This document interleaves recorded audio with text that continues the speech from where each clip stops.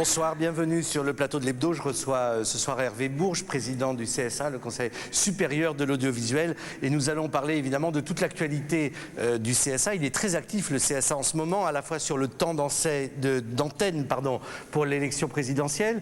Vous verrez demain dans Télédimanche un sujet, comment on calcule le temps d'antenne et comment les gens du CSA sont très vigilants là-dessus. C'est dans l'émission de Michel Denisot, demain à 12h30 sur Canal. Et puis aussi sur les radios dites libres, puisque l'animateur JC se réjouissant sur Skyrock de la mort d'un policier, l'animateur Kowe sur Fun Radio présentant Auschwitz comme un agréable lieu de villégiature, une agréable maison de campagne, ont obligé le CSA à intervenir. Je remercie d'autant plus Hervé Bourges que je crois que ce soir il avait des obligations protocolaires puisqu'il était impliqué dans la venue de Yasser Arafat et de Simone Peres à Paris. C'était quelque chose que vous aviez lancé quand vous étiez ambassadeur à l'UNESCO? J'ai apporté ma contribution à l'organisation de ce débat à l'UNESCO. J'étais ambassadeur de France, comme vous le savez, dans cette organisation. Et ce soir, effectivement, pas resté longtemps quand même. Un an. Ce soir, il y a Arafat et Pérez qui vont discuter avec le prince héritier de Jordanie, le ministre des Affaires étrangères égyptien, et certains ministres français de l'avenir du Proche-Orient et du Moyen-Orient. Et ça nous concerne tous, bien sûr. Je n'y serai pas puisque la séance inaugurale a lieu à 19h. Donc vous avez préféré l'hebdo à Arafat? Je n'ai pas préféré l'hebdo à Arafat. J'ai accepté votre invitation. Je les retrouverai tout à l'heure au dîner. Vous avez participé ou un petit peu supervisé la télévision palestinienne? Je ne supervise rien. J'ai aidé à la création de la télévision palestinienne. Il se trouve que quand j'étais président de France Télévisions, Yasser Arafat m'a demandé si nous pouvions aider à organiser cette télévision. Et à l'époque, j'ai signé un protocole d'accord et c'est mon successeur qui est chargé de le mettre en œuvre et qui le fait. Vous avez été journaliste de la presse écrite, à Témoignage chrétien, oui. Vous avez été directeur d'une radio, RFI. Radio France Internationale. Radio France Internationale. Vous avez été ensuite patron de télévision. À partir de TF1. quand TF1 d'abord, oui. Et France Télévisions ensuite. TF1 chaîne publique. Oui, à partir de quand vous avez eu la sensation que la télévision, c'était vraiment le lieu où vous alliez, vous, personnellement, vous réaliser? Je ne sais pas du tout que si j'ai pu me réaliser à la télévision. On dit que je ne me suis pas trop mal débrouillé, mais je ne peux pas dire que ce soit à la télévision que je me suis accompli. Je suis d'abord un homme de l'écrit et je ne tiens pour important d'abord l'écriture et la qualité d'écriture. C'est pour ça que quand j'entends certains propos, je me demande si c'est l'inculture qui fait parler certaines personnes. Et pour moi, rien ne vaut un livre, rien ne vaut un journal. Je ne peux pas me passer de ma lecture quotidienne de tous les journaux. Alors je me suis passionné pour la télévision, bien sûr, mais j'ai pris aussi certaines distances, parce qu'au départ, les paillettes... la compagnie... Vous y avez été sensible à un moment? Au départ, oui. Je vais vous donner un petit exemple. Je ne l'ai pas préparé, mais il me vient à l'esprit sur le champ. Le lendemain de mon arrivée à TF1, il y a deux personnes qui m'ont demandé un rendez-vous. Il se trouve, c'est un hasard, que c'était des gens que j'aurais voulu rencontrer, que je n'avais pas rencontrés parce que je n'étais pas connu. Ils m'ont demandé rendez-vous, c'était Yves Montand et Simone Signoret. Alors, ça vous montre ce qu'est la télévision et ce qu'on devient quand on est à la tête d'un média comme celui-là.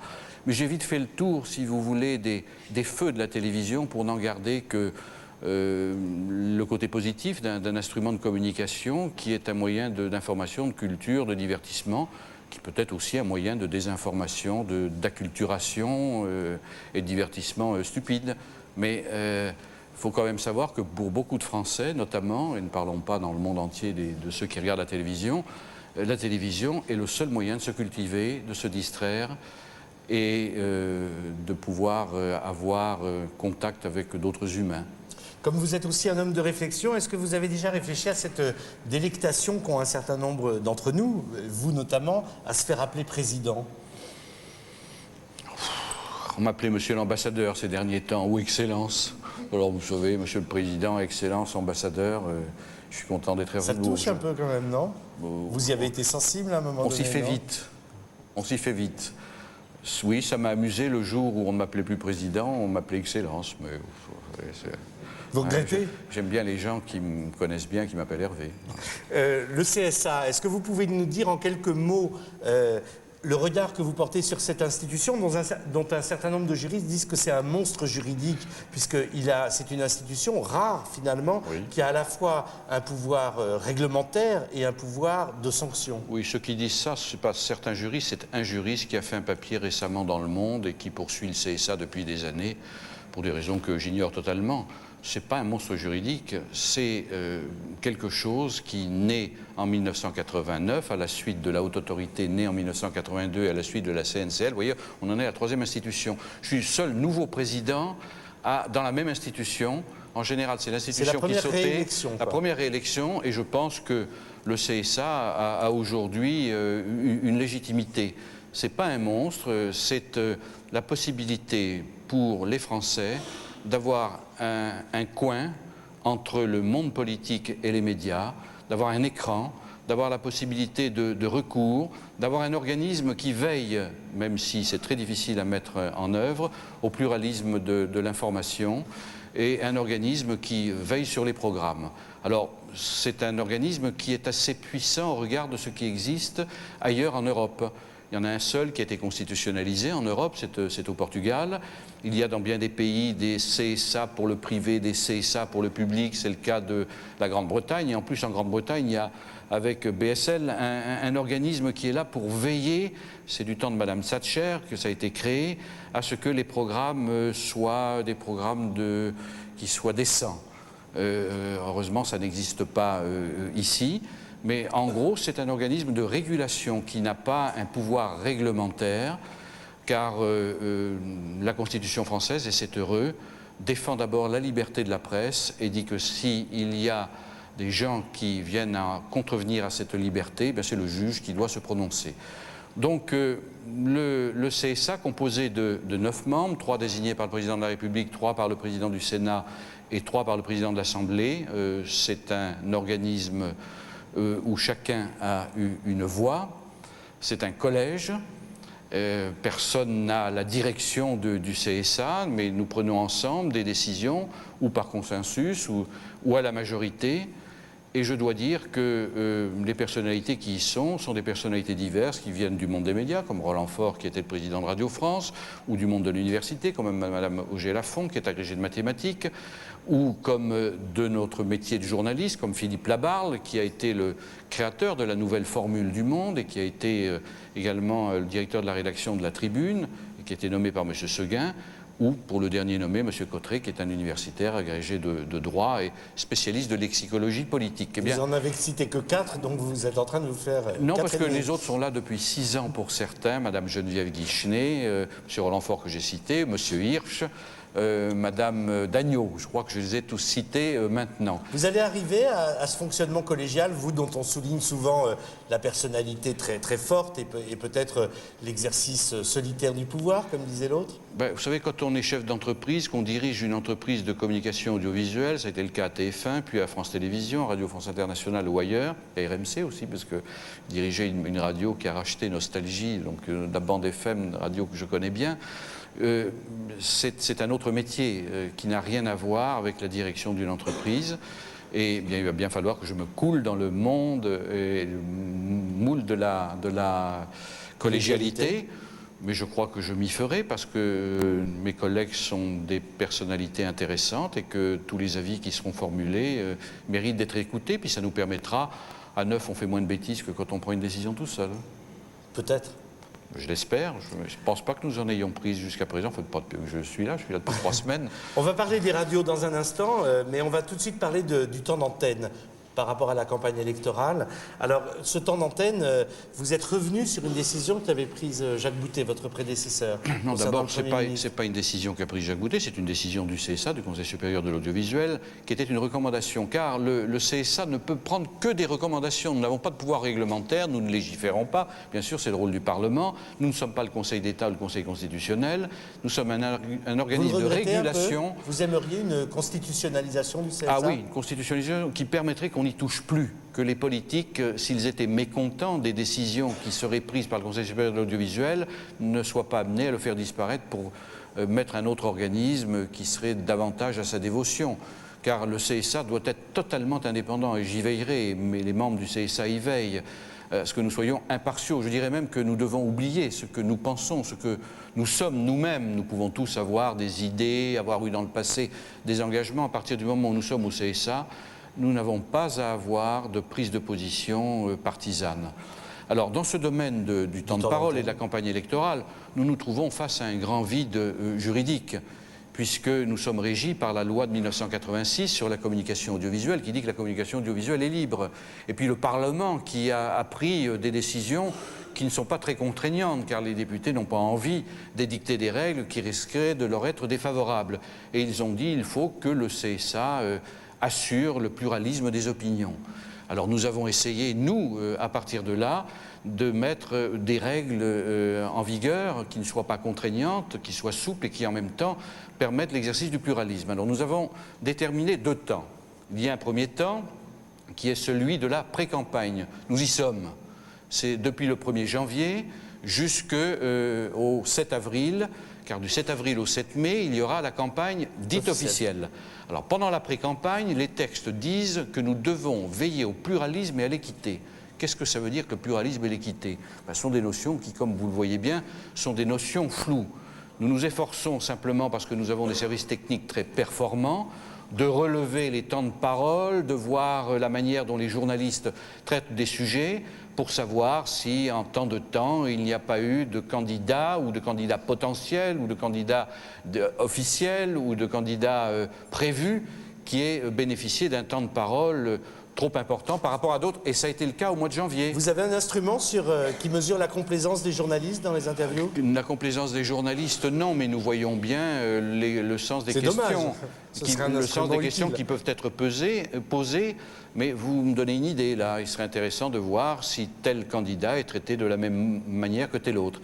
Alors donc au mois de janvier, il y a eu un relevé qui montrait qu'il y avait un certain déséquilibre qui s'explique par le fait que c'est le Premier ministre, candidat à la présidence de la République, mais déclaré seulement en janvier, qui ait eu le temps de parole et le temps d'antenne. Le temps d'antenne, c'est les reportages, c'est la manière dont les journalistes parlent du candidat qui ait été retenu. Et ça s'explique par le fait que M. Balladur a déclaré sa candidature à cette période-là et qu'il était Premier ministre. Il se trouve simplement que, sans revenir sur la décision du CSA, la recommandation de septembre 1994, nous avons essayé de montrer que tous les candidats, quand ils parlaient, étaient considérés comme candidats, mais qu'ils pouvaient avoir aussi certaines fonctions officielles qui les mettaient dans la peau du Premier ministre, du maire de Paris ou à d'autres endroits. Je vous donne un exemple. Quand le Premier ministre intervient à la suite de l'Airbus, c'est manifestement pas le candidat à la présidence de la République qui parle, mais le Premier ministre.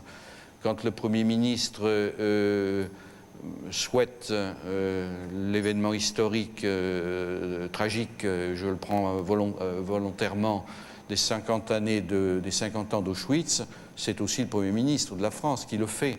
Alors nous avons établi un décompte, il s'est trouvé que seules quelques minutes ont été retenues pour le Premier ministre et 1 heure et quelques ou 2 heures et quelques pour le candidat à la présidence de la République. Et il y a un décalage.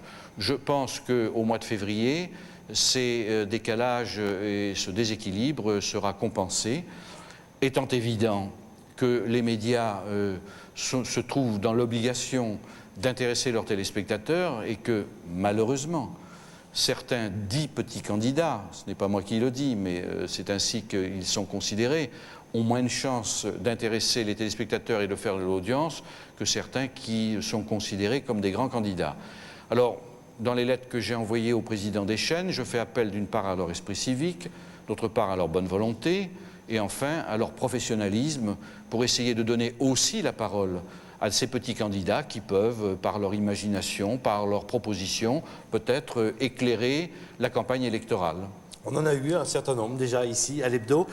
Est-ce que vous comptez inclure le temps des marionnettes des Guignols dans le décompte du temps de parole des candidats, puisqu'il y a maintenant des sondages sur les Guignols et que finalement, quelqu'un comme Brice Lalonde dit qu'il intervient plus sous forme de marionnette que sous forme directe à la télévision. Vous avez raison de poser ce problème. Le problème des Guignols est un problème essentiel, le problème du bébé de show aussi, puis d'autres aussi. Vous pourriez prendre aussi certains dessinateurs, Plantu et d'autres, mais enfin ça concerne moins d'individus que la télévision. Normalement, non. Même si des... Et le journal du dimanche, Télérama et d'autres, vous avez pu lire que les Guignols, le Bébé-de-Chaux, dans une moindre mesure et autrement, peuvent avoir une influence sur le vote ou sur l'abstention. C'est donc important, ce n'est pas négligeable. Mais je ne pense pas qu'on puisse considérer la représentation ironique et talentueuse que font le Bébé-de-Chaux et les Guignols de la vie politique française comme le temps de parole ou d'antenne d'un candidat. Est-ce que le président du CSA trouve très sain, d'un point de vue démocratique, que le ministre de la Communication soit en même temps le porte-parole d'un candidat à la présidence ? Écoutez, moi je ne me prononcerai pas sur ce sujet, non pas que je veuille me dérober, mais ce n'est pas moi qui, dans ce domaine, peut prendre une décision. Alors je ne donnerai pas d'avis. Je sais qu'un député de la majorité, M. Vivien, a interpellé le Premier ministre à ce sujet. Il y a d'autres ministres qui appartiennent à un camp ou à un autre et qui ont aussi une part active dans la campagne électorale. Je crois que si M. Sarkozy était désigné par son collègue et par d'autres, c'est parce qu'il est ministre de la Communication. Arthur est là. Alors Arthur, c'est pas le Arthur. D'abord, il est là sans oreillette, donc je le remercie particulièrement, puisque sur Canal, l'oreillette n'est pas obligatoire, contrairement à France 2. J'en avais pourtant demandé une. Hein. Oui, mais j'ai pas voulu. Il a été à un moment l'animateur le plus con de la bande FM, c'était du moins ce que ses affiches proclamaient. Alors, est-ce que tu as l'impression que tu as été détrôné quand même par tes successeurs? Mais, au début, la concurrence était dure, mais là, je crois que là, j'ai été supplanté par la nouvelle génération, ouais. Comment mais tu à as part que regardé moi, un la petit peu différence, ce qui c'est se que passe? moi, c'était ironique quand même, hein. Mais eux aussi, ils disent sans arrêt que c'est ironique. Alors, est-ce que c'est pas ça le problème? C'est-à-dire, on plaisante sur Auschwitz, mais c'est de l'humour. Oui, mais bon, moi, je cautionne pas du tout ce qu'a dit cet animateur, mais je crois que le problème, c'est que on met un peu n'importe qui à l'antenne sur ces radios en ce moment, et que le problème, il est là. Je pense pas que ce soit un mec antisémite ou un fave, je crois plutôt qu'il est stupide. Et que le vrai problème de ce qui s'est passé sur Fun Radio, c'est pas qu'il ait dit ça, il l'a dit à 6h30, je crois, à 7h, à 8h et à 9h. Le problème, c'est que pendant les 3 heures où il s'est amusé à dire ça, personne s'est aperçu qu'il était en train de déraper. Donc je pense que le problème, il vient pas de l'animateur, et il vient de celui qui est là pour contrôler ce qu'il dit, quoi. C'est-à-dire son patron. Alors ça, Hervé Bouche, c'est une vraie question. Parce que est-ce que les animateurs ne sont pas des fusibles qui sautent finalement, alors que les responsables sont les directeurs d'antenne? Je me suis laissé dire, par exemple, que sur la première affaire concernant Love and Fun, avant votre arrivée au CSA, c'était les concurrents Skyrock qui avaient envoyé au CSA la cassette pour dénoncer leurs concurrents de Fun Radio. Donc est-ce que c'est pas la concurrence et la course au fric de ces radios qui aboutit à des débordements? Un petit retour en arrière très, très rapide. Avant 1982, il y avait quelques radios. Il y avait le service public, il y avait Radio France, et puis il y avait les radios dites périphériques, parce qu'ils ne pouvaient pas diffuser à partir du territoire national, c'était interdit. Et puis il y a eu l'heureuse loi de 1982 qui a permis l'éclatement de la radio. Et il y a aujourd'hui près de 2500 fréquences en France. C'est-à-dire qu'en 10 ans, on a fait un bond considérable. On est passé un peu des ténèbres à la lumière. Eh bien, tout ça ne peut pas se faire sans difficulté et sans débordement. Alors moi, je dirais que le Conseil supérieur de l'audiovisuel, et ce n'est pas seulement moi qui le dis, mais tous les membres du Conseil de l'audiovisuel, et le 9e membre que j'ai oublié tout à l'heure, M. Rousseau, ingénieur des télécoms, nous estimons que nous ne sommes pas là pour censurer. Vous êtes arrivé à tous les citer, vous êtes vraiment professionnel. Que nous ne sommes pas là pour les censurer, pour censurer qui que ce soit. Que nous ne sommes pas un père la pudeur, que nous ne sommes pas là pour défendre un ordre moral dont nous voyons sur certaines franges de notre pays la résurgence. Mais au contraire, pour aider toutes les expressions à se manifester, et ce faisant, en respectant la loi de 1986 sur la communication audiovisuelle. Mais il n'y a pas pour nous de liberté sans responsabilité. Quelqu'un qui est libre ne peut pas l'être totalement si par ailleurs il ne sait pas ce qu'il dit, à qui il s'adresse, de quelle manière il parle, et ce qu'il fait, et la compréhension même des mots qu'il avance au micro. Puis deuxièmement, nous sommes dans un pays de droit. Et ce pays de droit fait qu'il peut y avoir une atteinte à la liberté des autres hommes, il peut y avoir une atteinte à la dignité humaine, et il peut y avoir aussi, c'est le cas de la dénonciation de la mort de ce policier, une atteinte à ce qu'on appelle l'ordre public. Et dans ce cas-là, eh bien, c'est la loi qui met des barrières. Alors je dis simplement, vive les radios différentes, multiples, et je suis heureuse, mademoiselle, que vous trouviez dans Fun Radio ce que vous attendez, et tant mieux si cette radio répond à votre attente, et tant mieux si Skyrock répond à cette attente, si Énergie, si toutes les petites radios qui existent aujourd'hui, qui sont multiples, associatives ou locales, peuvent avoir un public qui attendent quelque chose que ne leur donnent pas les grandes radios, que ne leur donnent pas les télévisions, que ne leur donne pas la famille, que ne leur donne pas l'entourage. Alors il faut que le CSA veille à ce que ces radios puissent continuer. Mais il s'est produit tout de même, entre la naissance de ces radios avec la loi de 1982 et aujourd'hui, un phénomène qui était le suivant. Au départ, tout le monde a cru qu'il pouvait créer une radio et parler dans le poste. Et puis on s'est aperçu très vite qu'une radio, ça coûtait de l'argent, qu'il fallait des moyens, qu'il fallait du professionnalisme, qu'il fallait des sponsors, qu'il fallait de la publicité, et puis beaucoup sont mortes. Et puis d'autres, qu'est-ce qu'elles ont fait? Elles se sont vendues à de grands groupes. Il ne faut quand même pas oublier, puisque vous parlez de Fun et de Skyrock, c'est quand même deux radios qui appartiennent à des groupes puissants. Et ces groupes puissants sont en concurrence. Et étant en concurrence, ils veulent ramasser le maximum de publicité et d'argent, et c'est normal pour une radio privée.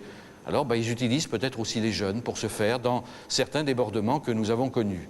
Mais je pense que si les animateurs avaient reçu une formation suffisante, aucun d'entre eux n'aurait pu aller à ces débordements concernant Auschwitz. Et s'il y avait eu derrière l'animateur un vrai directeur d'antenne, et derrière le directeur d'antenne un vrai directeur de publication, qui est la responsabilité éditoriale, il n'aurait pas laissé faire. Alors on a mis dehors l'animateur, mais le plus responsable de tout cela, c'est le directeur de la publication. Dans un journal, il y a un directeur de publication. Dans une télévision, il y a un président. Vous savez, quand j'étais président de TF1 ou président de France Télévisions, quand un de mes animateurs faisait une bêtise, le CSA ne s'adressait pas à l'animateur, il s'adressait à moi. Et c'est moi qui étais responsable. Et j'assumais cette responsabilité, même si je n'étais pas d'accord avec la manière dont l'animateur s'était comporté. Et je trouverais que dans ce domaine, il faille qu'il y ait de la part des responsables de ces radios une plus grande responsabilité et une plus grande maîtrise de l'antenne. Sophie Oronge, vous êtes au centre de formation des journalistes, vous vouliez intervenir? Le problème est d'autant plus grave que ce sont souvent des adolescents qui écoutent et qui ne savent pas forcément ce que c'est qu'à Auschwitz. Et quand on rigole avec ça, ils n'ont pas les moyens de se rendre compte que c'est dangereux et que c'est un excès. Donc comment faire pour éviter que ces débordements existent? Cela dit, le fait que le CSA soit intervenu en un mois d'intervalle 2 fois de suite sur les radios, c'est un nouveau cours. Oui. C'est aussi parce que c'est plus facile d'intervenir sur les radios que sur les télés. Moi, depuis que je suis président du CSA... Est-ce qu'il y a eu des dérapages sur France 2 aussi, dans une émission de débat avec des défenseurs des animaux qui faisaient des allusions à Auschwitz et tout, sans qu'il y ait eu la moindre réprimande? Oui, il n'y a pas eu de réprimande, je pense, parce que l'animateur s'est repris, il n'a pas attendu 3 heures, ce qui était le cas, disons, sur la radio concernée. Donc on ne peut pas parler d'un même dérapage. C'était un dérapage au départ et vite repris en main par l'animateur. Alors, moi, ce que je voudrais dire dans ce domaine, et mademoiselle a raison de le souligner, c'est qu'il y a un problème de formation. Il y a d'excellentes écoles de journalisme en France. Il y a l'école de Lille, il y a le CFJ, il y a Strasbourg. L'école de Lille que vous avez présidée d'ailleurs. J'ai dirigé. Elle était très bonne avant même votre arrivée. Mais absolument, c'est la plus ancienne d'Europe. Alors vous savez, je n'étais pas directeur à l'époque où elle a été créée et où elle a connu une embellie. Je dirais ça, il y a le CELSA, il y a des IUT qui sont excellents. Et puis il y a des boîtes pour former les animateurs, des boîtes Afrique. Des gens qui se font aussi du fric. Il y a des gens qui font de la radio pour se faire du fric en utilisant les jeunes. Et il y a des gens qui font des boîtes de formation ou soi-disant de formation d'animateurs où on prend n'importe qui, sans diplôme, sans concours. On paie simplement la scolarité. Et puis on leur fait croire que ce métier a un avenir. Et puis on les lance. Et le type sort de là, sur le marché du travail, la plupart du temps, sans trouver de travail, en ayant payé largement la boîte. Et puis quelquefois, la chance de rentrer dans une radio où on ne cherche pas à savoir s'il a une formation générale, une culture et des qualifications professionnelles suffisantes, mais simplement s'il est dans le vent, s'il a du bagou, s'il cause bien dans le poste, et ça suffit. Et c'est ce dont on s'est aperçu récemment. Et c'est pas parce qu'on a une belle voix qu'on peut être un bon animateur. C'est nécessaire, mais ça ne suffit pas. Serge-Yves Roset de Radio Libertaire, dont on peut dire que c'est quand même une des radios de la bande FM qui n'œuvre pas seulement pour le fric. Oui, c'est une radio sans publicité, sans Dieu ni maître. Je fais un peu de publicité pour la radio au passage. Donc moi, ce que je voudrais dire, c'est que nous vivons dans une société quand même où l'audimat est très important. C'est-à-dire que nous vivons sous la dictature de l'audimat. Et c'est toujours plus. En fait, les animateurs, les journalistes sont des gens qui en veulent toujours plus. C'est les monsieur Balzen de l'information. Plus de scandales, plus d'un tas de choses qui font qu'en fait, ils ne sont pas libres véritablement d'informer. Quand il y a un dérapage, comme il y a eu récemment sur des radios de la bande FM, il est évident que ces dérapages sont embêtants. Mais il y en a eu d'autres, chez des journalistes prétendument de talent. Quand Poivre d'Arvor sur TF1 signale ou fait croire qu'il interviewe Fidel Castro, c'est aussi grave que ce qu'a fait, d'autant plus grave que c'est un journaliste de métier. Quand on nous a fait passer les images de Tini Sora, c'était très grave. Donc, qui était fausse, qui était mensongère, c'est très très grave. En fait, nous sommes dans un monde bizarre où l'audimat prend une telle importance qu'on ne se rend plus compte de ce qu'on dit pourvu que l'on ait plus d'auditeurs, plus de gens qui nous regardent. Yarif Abessera, vous êtes animateur sur Radio Communauté Judaïque.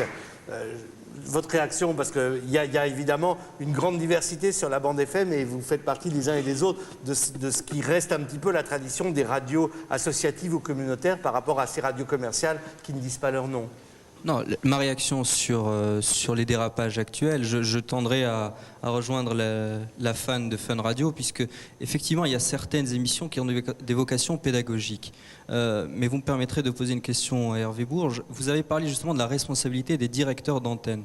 On sait très bien que quand un président s'installe, c'est là où il a le plus de pouvoir pour faire des réformes pendant les premiers mois.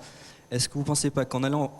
Vous voulez dire qu'il a l'état de grâce en ce moment? Voilà, exactement. Donc, est-ce que si aujourd'hui vous avez proposé un pacte de déontologie des animateurs, est-ce qu'en allant plus loin, c'est-à-dire en posant directement la responsabilité du directeur d'antenne, non pas de l'animateur qui s'est fait virer comme maintenant, mais si vous allez et vous pointez du doigt la responsabilité du directeur d'antenne, justement, peut-être qu'il les poussera un petit peu moins à dire des conneries à l'antenne, à faire une surenchère pour avoir le plus d'audimat et donc vendre plus cher la pub, comme ça se fait actuellement. Est-ce que si vous proposez une loi aujourd'hui dans ce sens, on arrivera peut-être à amener un petit peu d'ordre dans les propos qui sont tenus chez les animateurs? Hervé Bourges, brièvement, pour laisser d'autres gens parler. Bien sûr, très, très brièvement. Je voulais dire d'abord qu'au lieu de brandir une sanction quand il y a eu ce dérapage, j'ai dit que c'était tellement grave que ça allait au-delà des sanctions.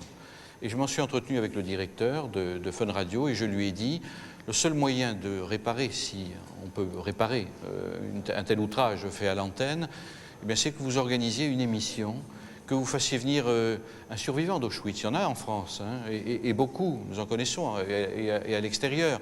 Elie Wiesel, Madame Veil, ou l'ancien responsable de la CGT en France, Henri Krasuki.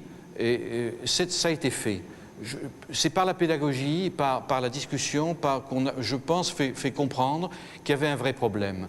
Et j'ai essayé d'élargir en disant qu'il faudrait peut-être qu'on essaie d'établir une éthique, une déontologie, de se raccrocher à des règles. Alors ce n'est pas le CSA qui peut les édicter. Nous savons bien, nous journalistes, combien nous sommes opposés à un ordre des journalistes et combien nous nous méfions de tout ce qui est règles auxquelles on serait contraint. Mais enfin, on ne peut pas laisser les choses en l'état. Et la proposition que j'ai faite, et je vais essayer avec les collègues du CSA, lorsque nous en aurons discuté, nous ne l'avons pas encore fait, de voir comment nous pouvons essayer de protéger l'éthique dans les émissions qui ont lieu sur les radios, à la télévision, et comment la responsabilité éditoriale, qui est celle des directeurs de publication, c'est-à-dire des directeurs de radio, des présidents de chaînes de télévision, eh bien, doit être davantage remarquée. Julien Corbet, vous êtes au CELSA et vous vouliez intervenir. Donc Oui, non, c'était juste pour dire que je pense que les seules sanctions qui font mal à ces radios, c'est des sanctions financières. Et c'est, par exemple, couper l'antenne. Et on peut être surpris que pour Skyrock, où on s'est moqué de la mort d'un policier, ce qui est tout à fait déplorable, l'antenne a été coupée pendant 24 heures, alors que sur Fun Radio, on parle de quelques 3,5 millions de juifs qui ont été gazés, et il y a juste un animateur qui a été suspendu. Il y a donc une réelle disproportion des sanctions. On a le sentiment que vous avez voulu vous le disiez vous-même en parlant de pédagogie, c'est-à-dire ne pas, pour une de vos premières décisions, apparaître comme seulement quelqu'un qui censure ou qui interdit ou qui demande la suspension d'un animateur, mais que vous avez voulu aller au fond tout de suite. Il faut faire très attention. On est dans un pays de liberté et la loi dans ce domaine est très précise et tant mieux, hein. Quelle chance de vivre dans un pays où on peut s'exprimer comme on l'entend, circuler comme on le veut et dire ce qu'on a envie de dire. Alors attention, la sanction doit être exceptionnelle. Puis en plus, vous connaissez notre pays avec sa réglementation difficile, ses lois qui sont pas faciles à appliquer. Le CSA ne peut pas prendre directement de sanctions. Il peut faire une mise en demeure et ensuite demander au Conseil d'État de désigner un rapporteur qui examinera la situation avant qu'il ne rapporte. Et pour cela, il faut attendre 6 mois. Et c'est seulement après que le CSA pourra prendre une décision. Alors vous imaginez, dans 6 mois, une décision? J'ai préféré, dans ce domaine-là, intervenir directement en demandant qu'il y ait une sorte de réparation et qu'on établisse un dialogue. Et que les jeunes qui, à l'antenne, avaient entendu ce genre d'horreurs qui ont été proférées, puissent être informés davantage sur cette période tragique de notre histoire. Est-ce qu'on peut dire que cette sorte de pluralité invraisemblable sur la bande FM, avec tous ces dérapages, enfin avec ces quelques dérapages qu'on a cités, il faut raison garder, est-ce que ça peut augurer de la télé de demain? Parce que finalement, quand le numérique va arriver, quand le câble va se développer, quand on va avoir 200, 250 chaînes, est-ce que finalement la réalité même du CSA ne va pas devenir très très formelle? Vous n'allez pas pouvoir contrôler grand-chose de tout ça.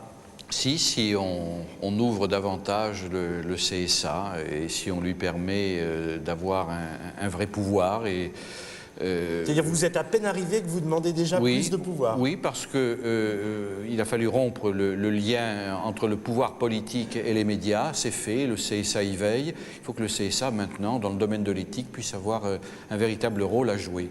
Et pour ce faire, il faut faire attention à une réglementation qui est un petit peu obsolète et essayer d'évoluer. Alors, je crois que vous avez tout à fait raison de dire que ce qui arrive aujourd'hui dans les radios, certains débordements. Alors il faut faire attention, vous avez raison de dire qu'il ne faut pas généraliser. Hein.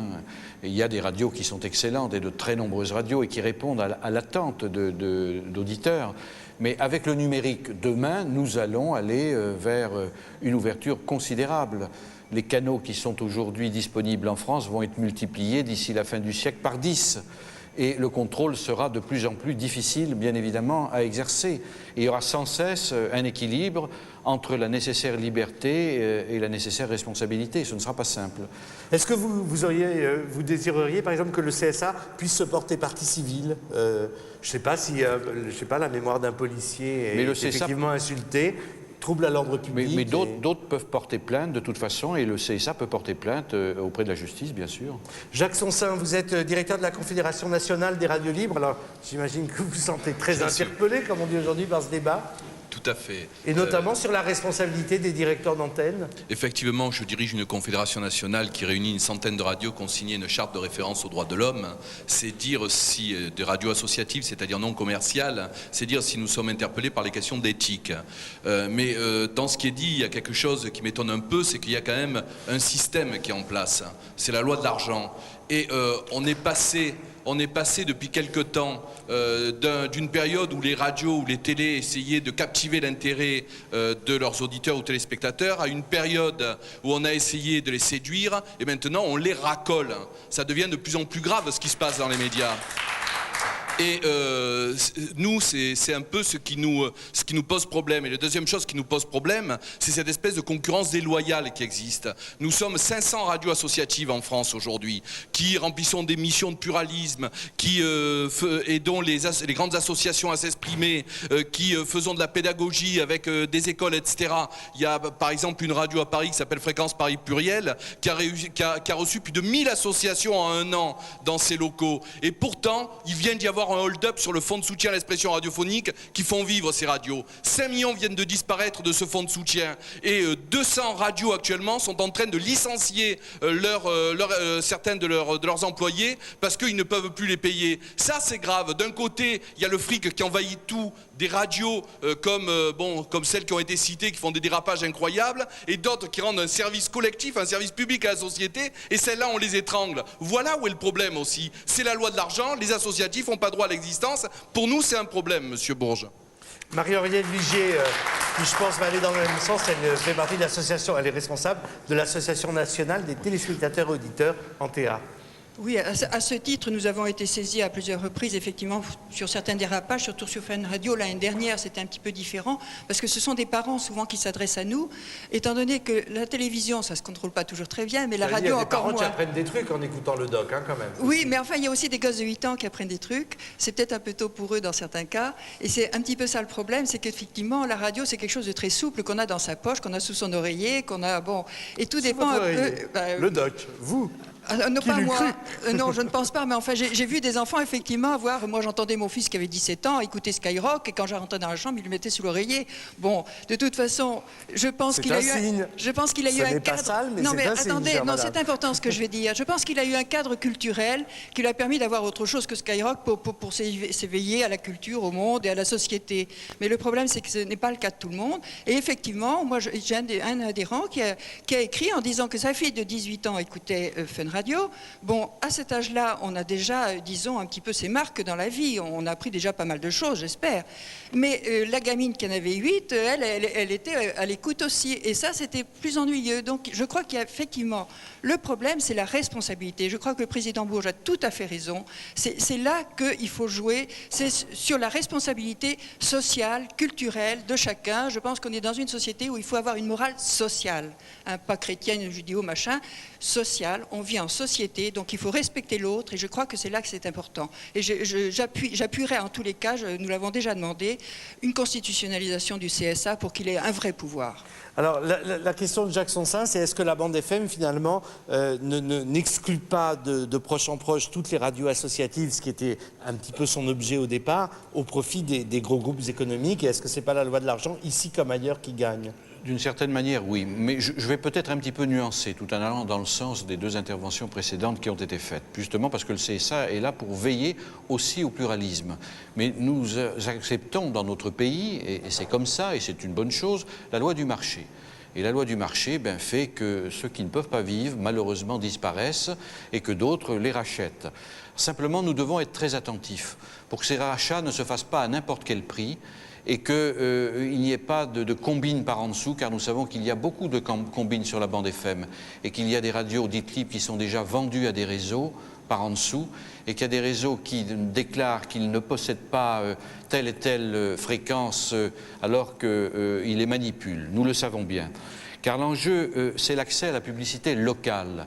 Et le CSA sera très strict dans ce domaine pour que, il faut, quand on veut avoir de la publicité locale, on fasse vraiment de l'information locale. Et non pas qu'on ait 2 journalistes pour toute une énorme région et 40 commerciaux. Nous serons très attentifs au fait que quand des réseaux voudront racheter certaines petites radios qui ne peuvent plus vivre en prenant prétexte qu'ils feront de l'information locale, que ce ne soit pas seulement la publicité locale qui les intéresse, mais qu'ils fassent vraiment de l'information locale qui intéresse les auditeurs de ces radios. Arthur ? Moi, je voulais juste dire, rassurer la dame qui a parlé. D'abord, je crois que le CSA n'est pas impuissant. Vous avez une arme incroyable, c'est que vous distribuez les fréquences. Et donc, c'est aussi un moyen de pression que vous avez sur les radios. Oui, on peut les retirer aussi. Tout à fait. Oui. La deuxième chose, c'est qu'on parle de 2-3 dérapages. Vous l'avez dit au début, il y a quand même plus de 1000 radios. Il y a 24 000 heures de programmes par jour dans toute la France. Donc, je trouve que ces dérapages sont déplorables, mais ils sont quand même minimes par rapport au nombre d'heures qu'il y a sur les antennes nationales. Donc, il ne faut pas non plus profiter de ces dérapages pour appeler à la censure ou à quoi que ce soit. Et la troisième chose, c'est que quels que soient les programmes, il y a plein de jeunes ici. Le jeune, aujourd'hui, on est capable de savoir ce qui nous plaît ou ce qui ne nous plaît pas. Et on n'a pas besoin qu'on nous dise ça c'est pas bien, ça c'est Love in Fun c'est dangereux, Skyrock c'est dangereux. Je crois qu'ils sont pas cons, ils jugent d'eux-mêmes. Et quand il y a un dérapage, quel qu'il soit, que ce soit sur Auschwitz, c'est monstrueux, ou que ce soit sur Skyrock, je crois que les jeunes de l'autre côté ne se sont pas dit ah oui il a raison, il faut faire comme lui. Je crois qu'ils sont aperçus que c'était une grosse connerie aussi. Isabelle d'ailleurs. Je suis déjà les pieds dans le plaf. Oui, c'est ça. Pour à les tout dérapages, à l'heure, parce qu'il y a de la pub. Oui, nous, pour les dérapages contre la publicité. Maintenant, je m'interroge sur les dérapages des émissions culturelles qui deviennent des émissions de téléachat. Ça me fait très peur. Moi, j'ai vu Christine Bravo qui faisait de la vente. Pour moi, mais Christine Bravo, ça n'a jamais été une émission culturelle, mademoiselle. Bon, on est d'accord. J'ai cru qu'il y avait du téléachat au cercle de minuit. Non, alors. disons qu'elle fait J'étais passer ça inquiet. pour du divertissement et c'est de l'économique. Et puis le deuxième, c'est la manipulation d'opinion dont j'ai très peur. Parce que maintenant, on va utiliser les Minitel pour mettre de l'interactivité entre... Pour les sondages d'antenne sur les Et moi, je émissions, sais oui. pertinemment qu'on peut manipuler les gens par sondage. Et ça me fait très peur. Alors je demande à M. Bourges s'il a des décisions à prendre. Je n'ai aucun droit de regard, le CSA n'a aucun droit de regard sur le Minitel et sur les messages publicitaires. Mais sur les l'utilisation messages publicitaires par à la télé, à la télévision, oui, bien Oui. sûr, mais sur les sondages, n'en a pas non plus. Nous sommes le pays européen qui fait le plus de sondages. Je ne sais pas si vous le savez. Ils sont utiles d'ailleurs, ces sondages, sauf quand les hommes politiques essaient de savoir par les sondages ce que les Français veulent au lieu de proposer aux Français des programmes qui peuvent les intéresser. Nous sommes arrivés dans une période où c'est finalement les sondages qui déterminent le contenu des programmes. C'est quelque chose d'assez grave et c'est un vrai dérapage. Mais là, j'anticipe, c'est un point de vue, disons, personnel. Encore une fois, nous n'avons pas à intervenir sur les sondages. On va finir cette émission avec vous, Renaud Delabrosse, parce que vous allez participer à un livre qui s'appelle Les médias de la haine à la découverte, qui va paraître en avril. C'est un livre fait par des Reporters sans frontières, et c'est un petit peu le passage à la limite de toutes ces histoires qu'on raconte qui sont ici un peu anecdotiques, mais qui, dans un autre contexte politique ou historique, par exemple au Rwanda, il y a des radios qui tuent, il y a des gens qui tuaient avec le petit poste à l'oreille. Absolument. Donc, ce livre qui sortira donc début avril, et en fait, à l'origine de ce livre, il y a le constat que ces dernières années, du Rwanda au Caucase, en passant par l'ex-Yougoslavie ou encore au Moyen-Orient, de plus en plus de médias sont, comment dirais-je, instrumentalisés, récupérés ou créés pour servir de fer de lance à des politiques xénophobes, bellicistes ou à des politiques de haine. Donc ce phénomène, il n'est pas entièrement nouveau parce que on l'a vu dans l'Allemagne des années 30 où la propagande nazie a préparé et a conditionné la population allemande à ce qui allait suivre et donc à Auschwitz pour revenir au sujet de tout à l'heure. Ce qui est nouveau par contre, c'est que aujourd'hui on a affaire à des médias qui sont utilisés directement pour tuer ou pour justifier des tueries. On l'a vu donc au Rwanda notamment, avec bien sûr la radio-télévision des Mille Collines ou alors avec un hebdomadaire, un journal comme Kangura qui ont été les médias du génocide puisqu'ils ont en fait justifié et accompagné ce génocide contre la communauté Tutsi. Hervé Bourges, un mot de conclusion, une réaction à ce qui vient d'être dit. Je voudrais dire un mot, parce que je trouvais qu'on se regardait un petit peu trop le nombril en parlant de nos problèmes, sans se rendre compte de ce qui se passe dans notre environnement immédiat et dans le monde. Hier a été donné le prix mondial de la photo, publié aujourd'hui dans 2 quotidiens parisiens, Libération et Le Figaro, et dans de nombreux quotidiens en province. C'est le visage d'un Hutu balafré par les coups de serpe, de hache, d'autres Hutus qui ont essayé de lui faire passer de la vie à trépas. Et puis hier, c'est le 35e journaliste algérien qui en un an est mort sous les balles ou le couteau des tueurs fondamentalistes, pendant que d'autres aussi croupissent en prison ou voient leurs journaux interdits par un pouvoir qui n'est pas plus soucieux des droits de l'homme que ne le sont les terroristes fanatiques. Voilà, ce sera la conclusion. Merci Hervé Bourges. Si vous pouvez dire un mot à mon président que j'ai un petit peu plus de temps, parce qu'une heure c'est un petit peu juste, on avait plein d'autres questions. Je vais le voir bientôt, je vais lui dire que c'est une excellente émission. Ben voilà. Et que je reviendrai volontiers toutes les semaines si vous La dernière fois m'invitez. que je vous avais vu en direct, je vous avais arraché un banc de montage quand vous étiez à France 2. Donc là, si je peux vous arracher un petit peu plus de temps d'antenne, ce sera volontiers. Arthur ? Vous vouliez demander un truc à mon président, profitez-en. Vous vouliez demander un petit truc Ah, ben pour moi. écoutez, qu'on continue la belle émission que vous animez sur France 2, qui est une émission nostalgique, les enfants de la télé, mais qui est une excellente émission. C'est pas possible. Et où Arthur s'est parfaitement retrouvé. Je préfère arrêter Merci, ça Excellence. Merci, et Excellence. passer tout de suite à un vrai jeune espoir prometteur, Arthur, Alex Devoise. Ah qui nous ouais, suit. il est cool lui.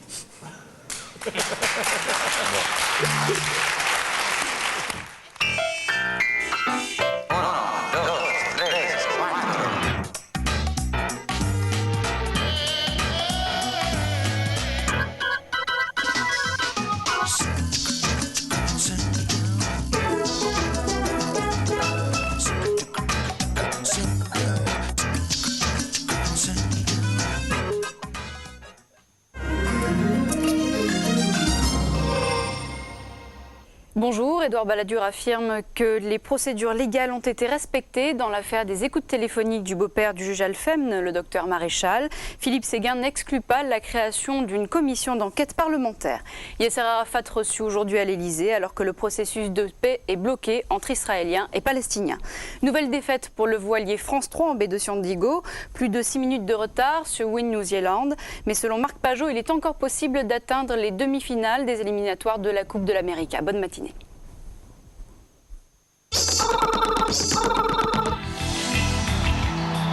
Quel que soit l'enjeu, l'ambiance et les concurrents, il y aura toujours dans la tête des athlètes cette volonté farouche de ne pas se laisser passer par celui d'à côté.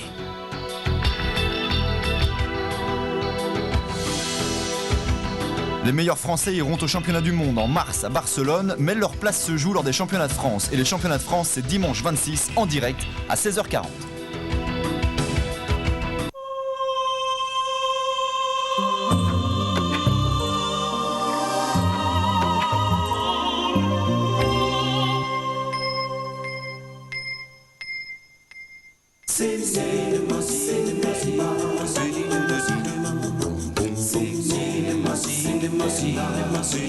Cinema.